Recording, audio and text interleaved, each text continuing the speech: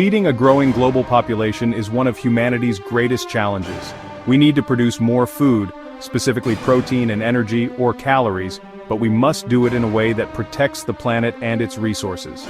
This is the core idea behind sustainable intensification of agriculture. But what does sustainable intensification really mean? The concepts can vary. This research article titled Agricultural Systems Design, Strategies for Nutritionally Oriented Sustainable Intensification explores this question. Traditionally, agricultural sustainability is assessed by looking at environmental, economic, and social factors. However, from a physics perspective, any system, including agriculture, is inherently unsustainable because producing anything generates entropy, essentially degrading energy. So a more logical approach is to focus on reducing unsustainability. The authors use a strong sustainable approach based on thermodynamics and a method called emergy accounting. Emergy analysis quantifies all the inputs a system uses from sun and rain to fertilizers and labor by converting them into a single unit, the solar mjoule or CJ. This allows for a thermodynamic assessment of the system's performance, including its renewability, which is how much it relies on renewable resources, and its unsustainability, measured by the Emergy Unsustainability Index, or EUIS. The study compared 4 different agricultural systems over a 4-year cycle in southern Brazil, where irrigated rice is a main crop. The systems range from a simple rice monoculture, which is System 1, to more complex designs with crop-livestock integration and varying levels of crop diversification, that's Systems 2, 3, and 4.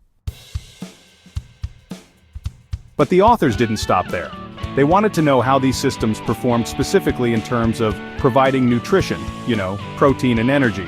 So they developed 2 new indices, the Sustainable Energy Intensification Index, or SENI, and the Sustainable Protein Intensification Index, SPRI.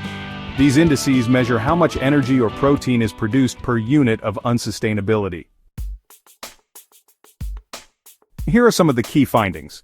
Firstly, integrating crops and livestock and diversifying crops increases the renewability of agricultural systems and reduces their unsustainability. Systems with integration, that's AS2, AS3, and AS4, were more self-sufficient and resource-efficient than the monoculture system, AS1. This improvement is linked to the synergies in integrated systems, like nutrient cycling from animal manure and avoiding fallow periods. Secondly, crop-livestock integration promotes sustainable intensification for both protein and energy. Integrated systems produced more protein per unit area, and significantly more protein and energy per unit of unsustainability compared to the monoculture. Thirdly, the study found that increasing crop diversification over the system cycle doesn't necessarily mean greater sustainability for protein or energy intensification. The most diversified system wasn't always the best performer on the sustainable intensification indices. This suggests that the specific design of the system is more critical than just the level of diversification. Finally, the research highlights that the system's specific purpose, whether prioritizing energy or protein production, defines the optimal design for sustainable intensification. For maximum sustainable energy intensification, the system with winter cattle grazing and summer rice, AS2, was best. But for maximum sustainable protein intensification, the system with winter cattle plus soybean and rice rotation, AS3, was the leader. The authors conclude that meeting future food demand sustainably requires intensive systems, but assessing their true sustainability needs a rigorous scientific basis, like the thermodynamic approach. They argue that instead of chasing a utopian idea of perfect sustainability, we should focus on identifying and promoting the least unsustainable designs for agriculture, taking into account the specific nutritional purposes we aim to achieve. This research provides valuable insights for farmers and policymakers, aiming to build more resilient, resource-efficient, and nutrition-sensitive agricultural systems for the future.